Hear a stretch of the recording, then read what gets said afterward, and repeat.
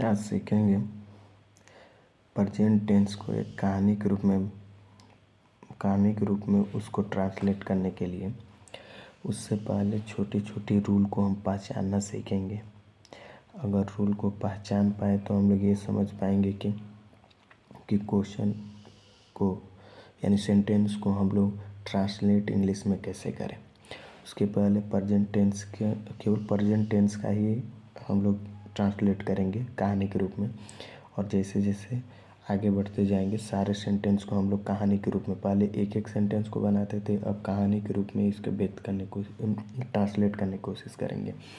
तो class 9th और 10th बाकी 8th वाले और 7th वाले भी दे सकते हैं अगर समझ में आ जाए तो यहाँ पर है प्रेजेंट टेंस। प्रेजेंट टेंस को सबसे पहले पहचानना पड़ता है।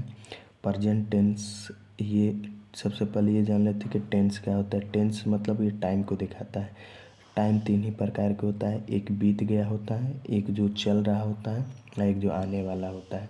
जो बीत गया होता है उसे पास्ट कहते हैं, जो चल रहा है उसे प्रेजेंट कहते हैं, फिलहाल जिसे पढ़ने वाले हैं, और जो आने वाला होता है उसे फ्यूचर टेंस कहते हैं। तो प्रेजेंट टेंस में अभी बीत गया तो कैसे पहचानेंगे कि वो प्रेजेंट टेंस में है। तो सेंटेंस के वाक्य के अंत में ता है, ती है, ते है इत्यादि शब्द आ जाए तो हम लोग पहचान सकते हैं कि वो, और है शब्द आ जाए तो हम जान सकते हैं कि प्रेजेंट टेंस में है। तो पहचानना सीख गए। उसके बाद अब रूल देखेंगे। अब प्रेजेंट टेंस में इसके 4 प्रकार के टेंस मिलेंगे। एक सिंपल सेंटेंस होगा, एक नेगेटिव सेंटेंस होगा, एक इंटरोगेटिव सेंटेंस होगा, एक इंटरोगेटिव नेगेटिव सेंटेंस होगा। तो 4 प्रकार के होते हैं और सारे टेंस में हम लोग 4 प्रकार ही देखेंगे सेंटेंस, ठीक है। अभी जो आपको बता दें तो सबसे पहले हम लोग देखेंगे कि सिंपल सेंटेंस। ये जो सिंपल सेंटेंस है, इस सिंपल सेंटेंस का फर्स्ट रूल ये होता है कि अगर सब्जेक्ट हमारा सिंगुलर हो तो सब्जेक्ट हमारा सिंगुलर हो तो वर्ब में हम यस या ईएस लगा देते हैं, और यही पहचान होती है प्रेजेंट टेंस में। अगर इंग्लिश में पहचानना हो कि कौन सा प्रेजेंट टेंस में है, कौन सा पास्ट टेंस में है, तो सबसे पहले देखेंगे कि प्रेजेंट टेंस में अगर होगा तो उसमें वर्ब में एस या ईएस लगा हो तो हम जान जाएंगे कि वो क्या है, वो प्रेजेंट टेंस में, और सिर्फ सिंगुलर सब्जेक्ट के साथ होता है। प्लूरल सब्जेक्ट के साथ जब वर्ब यूज करते हैं तो उसमें जैसा वर्ब होता है उसी वैसा ही वर्ब यूज करते हैं, उसमें यस ईएस लगाने की कोशिश नहीं करते हैं। ये होता है simple sentence of the present tense का रूल होता है। अब आते हैं नेगेटिव सेंटेंस में। नेगेटिव सेंटेंस में ये होता है कि सिंगुलर सब्जेक्ट हो तो डज नॉट यूज करते हैं। क्या यूज करते हैं? डज नॉट, याद रखिएगा, डज नॉट। और प्लूरल हो तो डू नॉट करते हैं। तो फिर पूछेंगे कि सर जी वर्ब में यस ईएस लगाते हैं कि नहीं, तो वर्ब में यस ईएस नहीं लगाते हैं, बस डज नॉट और डू नॉट लगाने के साथ साथ हम लोग क्या करते हैं, वर्ब की फर्स्ट फॉर्म दोनों जगह।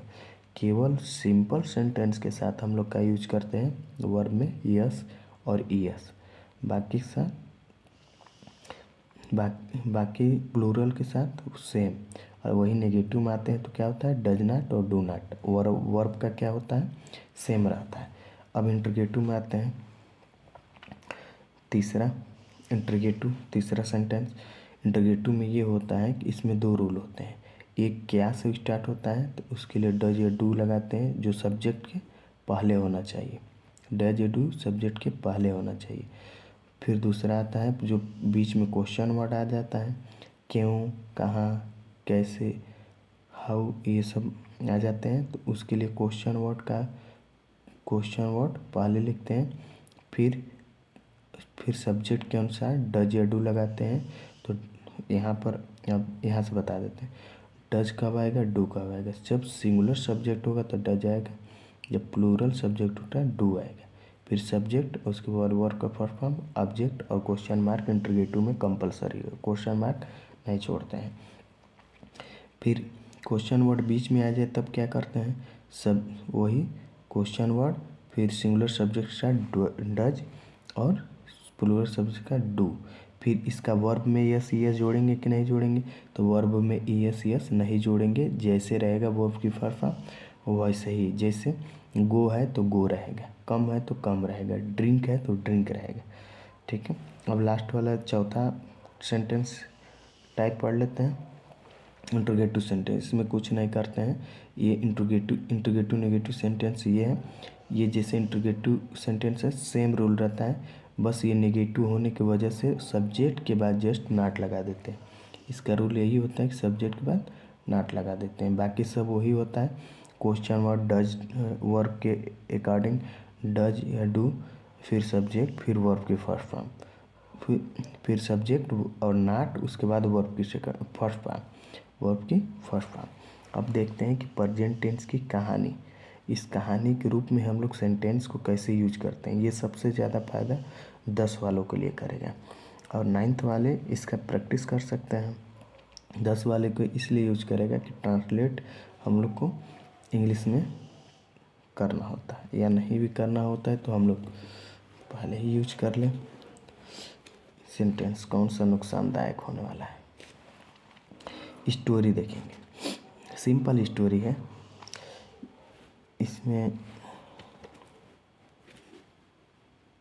कहानी है, एक राम एक अच्छा लड़का है, राम एक अच्छा लड़का है, बिल्कुल सही बात है।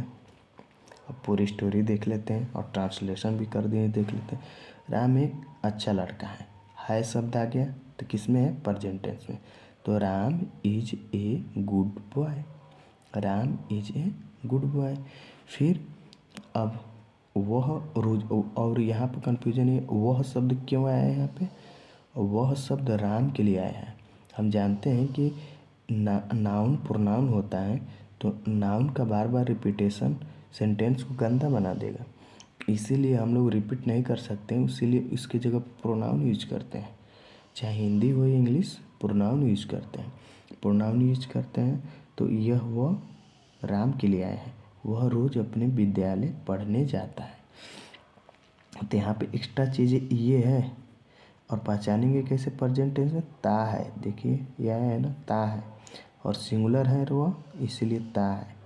ठीक है, ती है लड़की के लिए, ते है बहुत ज़्यादा है, प्लूरल है, एक से ज़्यादा है।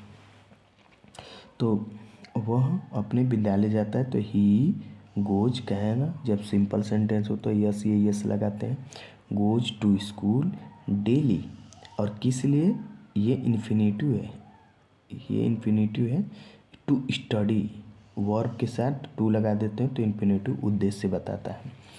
He goes to his parents daily, वह अपने माता पिता को रोज़ प्रणाम करता है, सम्मान देता है, गुड मॉर्निंग करता है। ठीक है, ये सब भी अपने माता पिता के साथ किया कीजिए, आशीर्वाद बहुत ज़्यादा मिलेगा। फिर वो क्या करता है, वह अपना टाइम खराब नहीं करता है, अच्छा लड़का है। He does not waste his time, अब अपना टाइम के लिए हिज क्यों लगा है, जब वह हो तो हिज लगेगा, जब लड़की होगी तो हर लगेगा, जब वी हम होगा तो आवर लगेगा, यू होगा तो योर लगेगा। ठीक है, अब राम्स फ्रेंड पूछता है, राम्स का दोस्त पूछता है, क्या पूछता है, do you read book daily, क्या तुम रोज किताब पढ़ते हो। तो यहाँ पर आ गया हमारा इंट्रोगेटिव, नेगेटिव हम लोग यहाँ पढ़ लिए, इंट्रोगेटिव यहाँ पढ़ लिए। तो यू शब्द है और क्या से स्टार्ट है, यूज, तुम हो बहुवचन है और क्या से स्टार्ट हो, तो हम बताएं बहुवचन तो डू, सिंगुलर हो तो डज। ठीक है, ये हमारा क्या है, इंट्रोगेटिव सेंटेंस का एग्जाम्पल हो गया, कहानी के रूप में भी हो गया। ठीक है, do you read book daily. ठीक है, राम सेंसो, राम उत्तर देता है, राम जवाब देता है। ठीक है, राम का जवाब है, ऐसे भी कर सकते हैं, राम उत्तर देता है, राम सेंसवर्स ऐसे लिख सकते हैं, लेकिन राम का जवाब यहाँ पर ये नाउन के रूप में है, तो इसलिए ये वर्ब नहीं है, एंसर वर्ब भी है और नाउन भी है। तो क्या देता है, I do not read book daily, कह रहे कि मैं डेली बुक नहीं पढ़ता हूँ, मैं रोज़ बुक नहीं पढ़ता हूँ, तो ये कौन सा सेंटेंस है?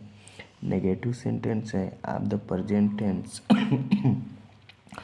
फिर राम का दोस्त पूछता है, इसको लास्ट में भी कर सकते हैं, स्टार्ट में कर सकते हैं, इससे कोई दिक्कत होने वाली नहीं है, ठीक है। सेंस वही होगा, ठीक है। तो तुम किताब क्यों नहीं पढ़ते हो, तो आ गया ना इंट्रोगेटिव नेगेटिव सेंटेंस। चौथा, तो क्यों नहीं पढ़ते हो, तो इसका ask Ram's friend, ask Ram का दोस्त पूछता है, why do you not read book, question mark. यहाँ पर इंटरोगेटिव सेंटेंस में ये बताए थे कि क्वेश्चन वर्ड बीच में आ जाए, क्वेश्चन वर्ड बीच में आ जाए, पाया है बीच में आ जाए, तो सबसे पहले उस क्वेश्चन वर्ड की अंग्रेजी, फिर सब्जेक्ट के अकॉर्डिंग डू या डज या डू लगाते हैं। अब इंटरोगेटिव नेगेटिव है तो सब्जेक्ट लिखो, सब्जेक्ट बाद जस्ट नॉट लगा दो, यही तो रूल पढ़े थे लास्ट में। फिर वर्ब जैसे हो तैसे, रीड बुक क्वेश्चन मार्क, खत्म। फिर मिलेंगे अगले सेंटेंस में।